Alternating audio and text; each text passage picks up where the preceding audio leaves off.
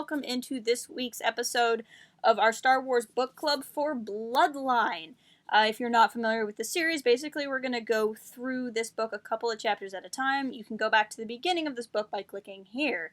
If you would like, this is not the first book we've done in the series, you can also follow a link to our reading of Star Wars Aftermath by clicking in the same place, actually. But today, we're going to be discussing chapters 2 and 3 of this book. We're still very early on in this book by Claudia Gray, and I'm really excited to talk about this because we get to meet some characters here, or one character in specifically in chapter 3. But starting with chapter 2, we have a big moment here. We have Han Solo. What this book does really well, I don't want to spoil the book as we go forward, but it does a really good job of balancing Leia, the person, the individual, the independent woman, while writing her relationship with Han in a really beautiful way. Basically, her relationship with Han doesn't compromise her independence, but at the same time, her independence doesn't compromise her relationship with Han. And she feels like an actual real person. In that she can juggle both things. And you get that through the snippet in this conversation and just how they talk to each other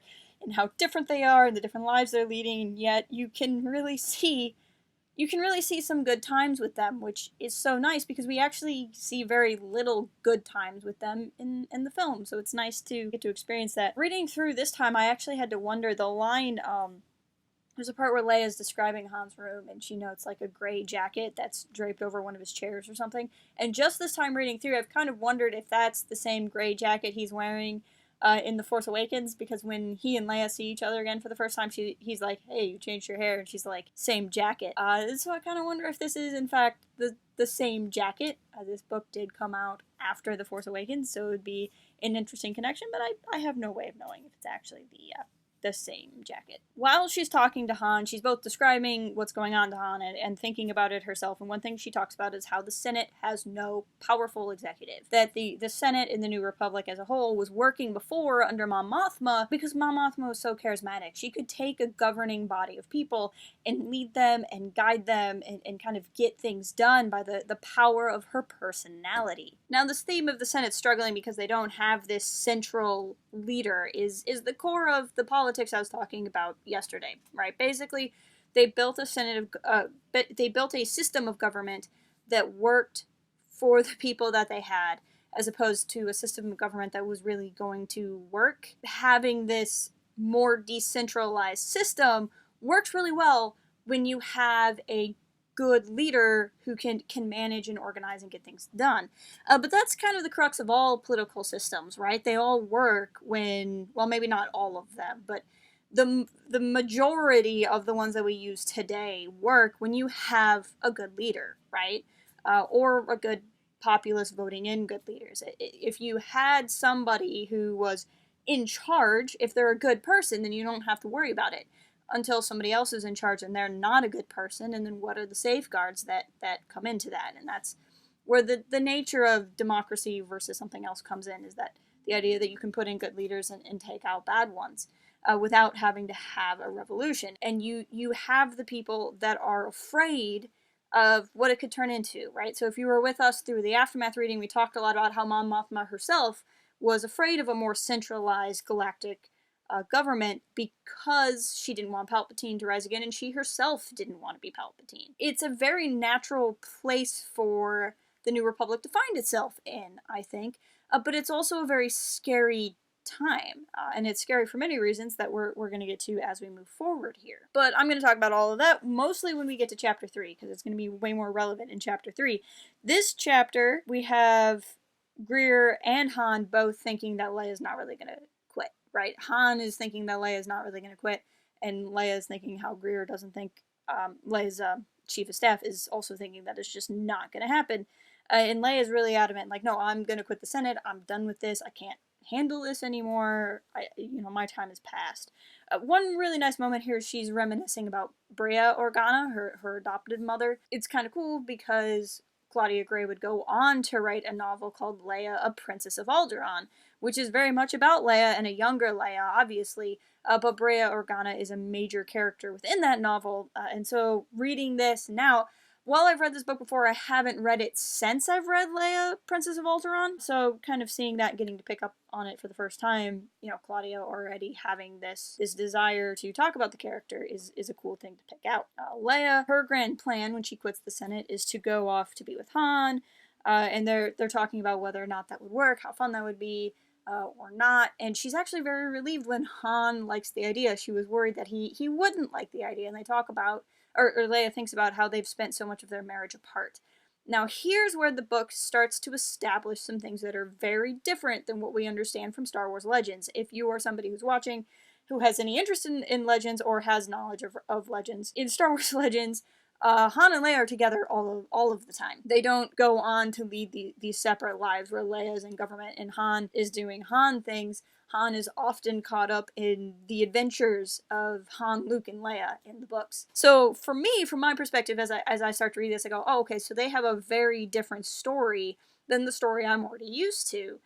And in a weird way, it adds this added layer. It adds this layer of loss to me, not just because that they had these separate lives, but knowing them as having these lives together, I can imagine what their life would have been like in the same way I'm sure they could have. I've long held that the new canon is amplified by knowing the old canon. I don't think in any way that you need to know the old canon in order to appreciate the new canon. I don't think that's true at all. I think the new canon is incredibly accessible. But I think if you do know the old canon, it creates this very rich experience, not in how they connect, but in how they're different. Knowing what could have been makes some of these moments more poignant for me. And I know that's not the experience a lot of other people have. A lot of other people have a hard time connecting to this new canon because it's different. But I guess my personal journey is that new canon is better because of my old canon understanding. But everyone's going to have a different perspective when it comes to that. But it's also just a very real moment there. Leia worrying that her husband isn't going to want her to be with him. And it's one of those kind of nasty little thoughts that I think more couples have than they would want to admit. And it really grounds Han and Leia's relationship in something that makes it a little bit more relatable. It's also kind of interesting to see Han here as the respectable one, like he's joking around that he's still living the smuggler's life, but really he's running formalized races, has a legitimate shipping company, and is training up new not fighter pilots, but new pilots, new racers, that sort of thing. And it's kind of interesting to see that side of Han, to see him like, oh, okay, this is not the Han Solo we know, this is the Han Solo that grew up, which is really interesting. And they talk about how if she went off with him, they'd be stuck on the same spaceship together, and she's like, Han, we'd kill each other in 3 months, and Han's like, wouldn't those 3 months be fun? And it's just really cute moments between them, and it's really fun seeing their bickering that we saw in Empire Strikes Back, but see it fleshed out and matured to a point where they're not fighting and then the fun is in the constant, being mad to not, but that there's also a playfulness and a competitiveness there that is done in admiration and fun. There is a line here where Leia describes that she's pretty sure she knows when Ben was conceived, which takes me down 2 lines of thought. First, I had originally thought that I wanted to know everything I could about Ben Solo, and then I realized I didn't really need to know when he was conceived. I was like, okay, so that's the first Ben Solo fact that I've experienced that I didn't need to know, so that's great. But then, I say that as a person, and yet who among us has not counted back 9 months from our birthday, so I guess there is a natural inclination to want to know these things. Moving along, we have the character of Yendor. Yendor is a character we saw in our Aftermath readings, you may remember, and I referenced him as being a character who was in Lost Stars. Lost Stars being Claudia Gray's first Star Wars novel. And it's kind of cool to see him. We saw him as a fighter pilot. I keep saying fighter pilot, but like a combat pilot. And now he's serving as this ambassador to the Senate. His home planet of Ryloth has not joined the New Republic, but has a friendly relationship with it. He talks about this character of Rinriven D, which is how I would pronounce it. I could be pronouncing it wrong. It might be Rinriven Die, but I'm probably just going to go with Rinriven D, unless somebody says otherwise. And it's basically, he's talking about this criminal cartel that's on the rise, right? That the Hutts have been wiped out, and now there's new criminal organizations moving in. One of them being this cartel from the Nikto. Nikto are an alien species you've seen across Star Wars. They have different variations of Nikto. One Nikto you might recognize is Niku from Star Wars Resistance, though he may be a different subspecies than Ren Riven D. But he's going to be somebody kind of like that. You see Nikto with the Hutts all of the time. This criminal element, again, made me think of Aftermath, where one of the big themes in Aftermath is these criminal cartels like the Red Key being on the rise, and that this is such a big deal for the New Republic to address. So Leia is seeing the indecision and the ineffectiveness and the inefficiency of the Senate, and they're arguing about whether or not the guy in front of them is even telling the truth, and, do they even want to waste time on an investigation? And Leia's kind of like, literally, what else are we doing? So she volunteers. She volunteers as investigation tribute and decides to go and investigate this Ren Riven D to see what's up and what's going on. So Leia's like, yes, I'm going to go on my own fun adventure and figure out the truth, and this is going to be my last great hurrah before I retire. And lo and behold, the Senate starts to argue over it, and that's where we hit chapter 3. So the Senate is bickering about whether or not she should even go, or if Ryloth could be lying. People are positing that they could have their own criminal cartel, and they just want them to take out the competition. The absurdity to me is not that those type of questions are being asked, it's that those type of questions are the reasons why they won't want to do an investigation, when really those type of questions would make me want an investigation more. But I think it's interesting that Leia's just gonna kind of go off and do this herself. She's such a high profile person, trying to go and do this investigation. But I mean, that's Leia's go-to spirit, and that's the point of what she's trying to get at. Here is where Casterfoe enters. Ranslum Casterfoe, maybe is how you say his whole name. He is quite a compelling character. He is very charismatic, he is very young, he is very polished. He is a rising star in the centrist party. And he's kind of out there not disagreeing with Leia. He too wants an investigation. And it's interesting how he plays it, because he plays it off as, this should be what the centrists want. We should be embarrassed that a populace thought about it first, because we're supposed to like law and order and justice and all of that inside the galaxy. He also kind of puts it as like, well, we can't send Leia off by herself. People have tried to, or he suggested that she'd have a military escort. She's like, I'm not going to get anywhere with a military escort. And so he's like, I'll come and escort you, and then we can have a populace and a centrist looking from both angles. You can trust the report better, and it's one of those things that's actually really not a bad idea. People are going to be more inclined to believe the report as it comes back, but ultimately Leia is very disheartened by this, because she thinks to herself, here I was going to go on my last great adventure, and I'm going to be babysitting. So now she's, going to hang out with a kid, effectively, who's too young to remember the war that she fought in. Leia gets back to her office. Her staff's, upset that they didn't tell her. She's like, I didn't even know I was going to do this.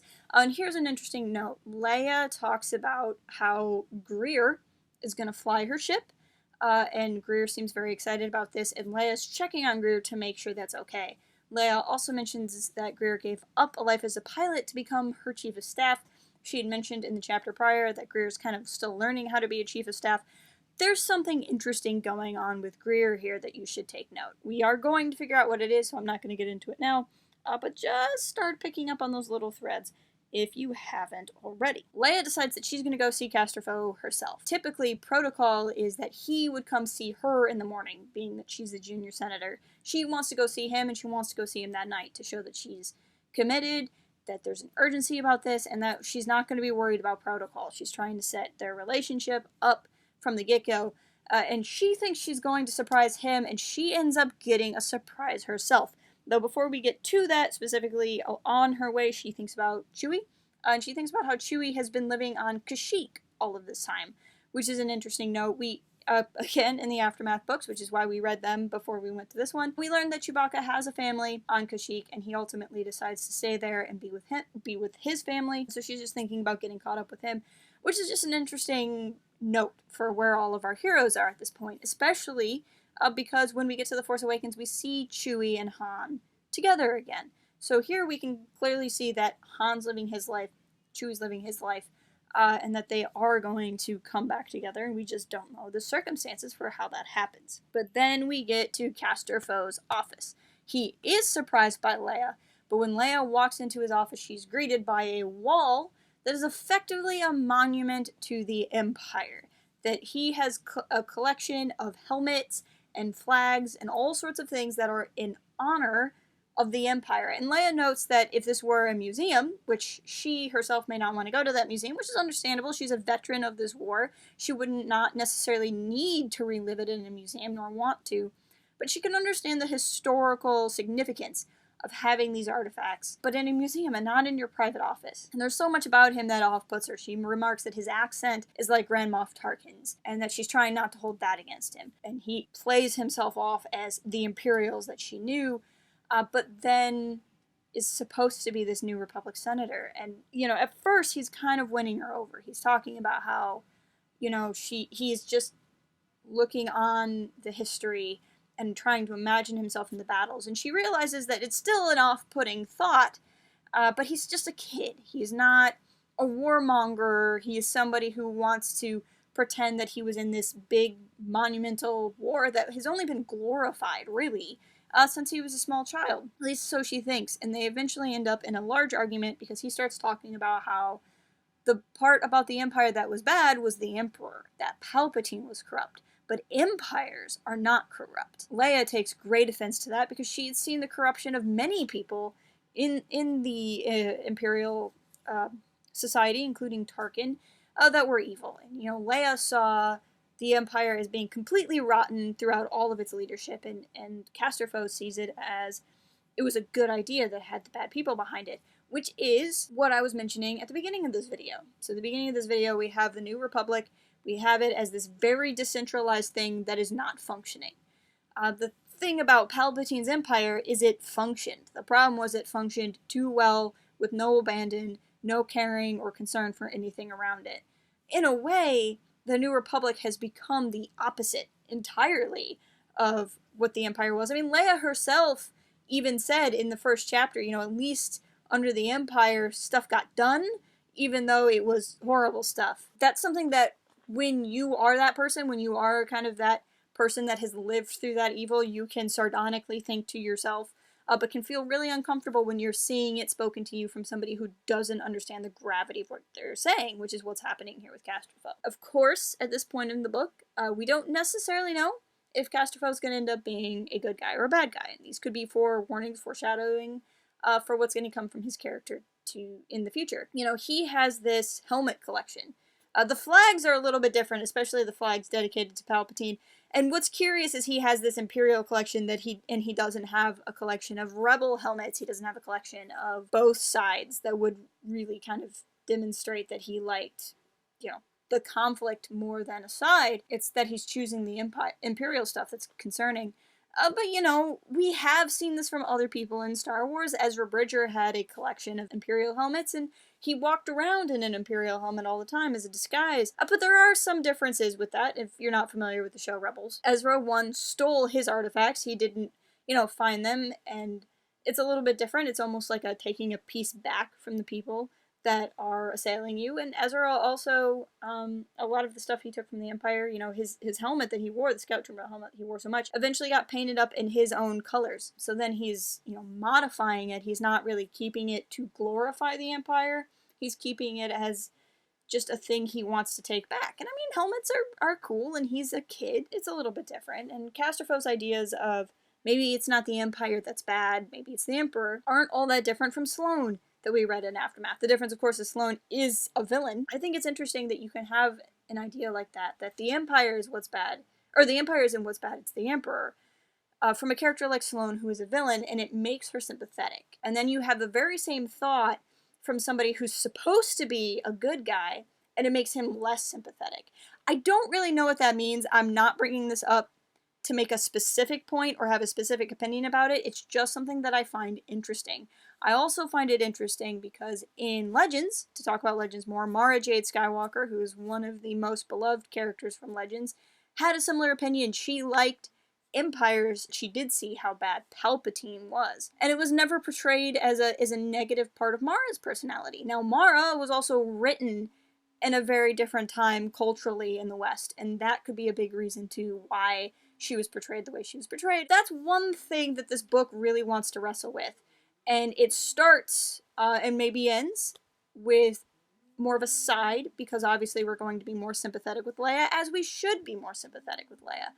But this book does ultimately have a discussion about these things, and it's that discussion that I find so interesting in the novel with Casterfoe. And is what he's doing wrong? Is what he's doing innocent? Is what he's doing harmless or very, very harmful? And that's something we're going to explore as the book goes on. The story itself ends with both of them being drastically offended by each other. They're going to run everything through C-3PO and not talk to each other again until they're on the ship. So that's what I have for right now. I want to hear from you guys. I want to hear what you think about this book so far. If you're not already, please follow us on all the socials and join us in this Discord, in our Discord group, so we can talk about this book as we go in more real time. And I will talk to you guys next week.